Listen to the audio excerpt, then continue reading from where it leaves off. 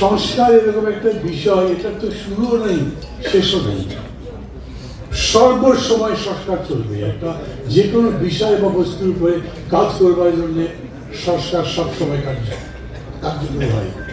মাঝে মাঝে যখন দেখি যে কেউ কেউ বলে সংস্কার শেষ করে তারপরে ভোট, তখন আমার মনে হয় জিজ্ঞেস করি, ভাই শেষটা কোথায় করবে?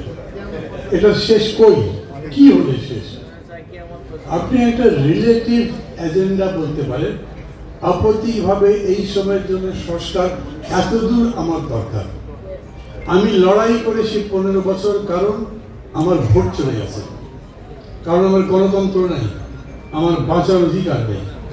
আমি যদি ওই দেশ ফিরে পেতে চাই, যেরকম এই রক্তের মধ্যে দিয়ে সবার উঠলো নতুন বাংলাদেশ চাই, নতুন বাংলাদেশ যদি চান তাহলে দেশে গণতন্ত্র লাগবে, সেজন্য ভোট লাগবে, এমন একটা ভোট যেটা সবাই গ্রহণ করতে পারে।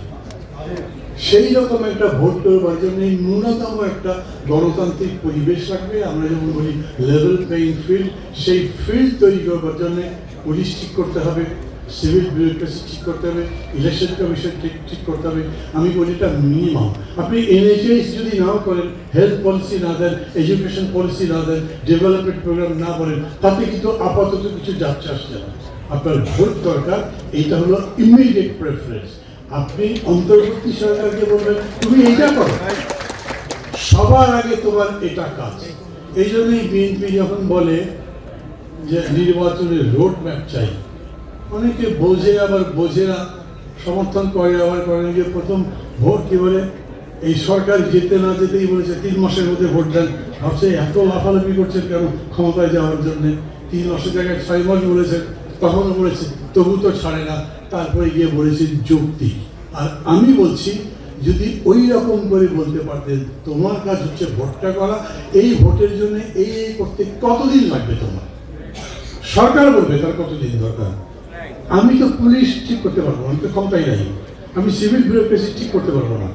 আমি একটা ইলেকশন অনুষ্ঠানের জন্য আমার উপরে দায়িত্ব নেই, সে দায়িত্ব সরকারের উপরে। অর্থাৎ সরকার বলবে এতদিনের মধ্যে ভোট, সেই বিবেচনায় একটা রোড ম্যাপ যখন বিএনপি চায় তখন খুবই যৌক্তিক কথা বলে। আমার এই যে আবার হাততালি দিচ্ছেন না, কি হয়েছে এই কথা বলবার পরে বারে বারে আপনারা এটা বোঝাতে পারলেন না যে আমাদের জন্য রোড ম্যাপ চাওয়াটাই সবচেয়ে যৌক্তিক। কারণ তুমি যদি রোড ম্যাপই না তো অনির্দিষ্টকাল থাকবে নাকি? আমরা ভোটে জিতে 4 বছর 5 বছর থাকতে পারি না, আর তুমি অনির্দিষ্টকাল তো থাকতে পারো না। আমি কারোর প্রতি অশ্রদ্ধা জানাচ্ছি না, ডক্টর ইউসুফের সরকারের প্রতিও নয়, সরি টিভির করে পারে যাচ্ছে। আমি শুধু এইটুকু বলতে চাই, আপনাদেরকে আমি বিশেষ করে বিএনপিকে খুবই ধন্যবাদ দিই। কেন খুব সবগুলো কমিটমেন্ট করেন কি কি করবে, আর হিসাব করেন যাতে ক্ষমতায় তো আপনারাই যাবেন, মনে হচ্ছে ভোটার কে জিতবে।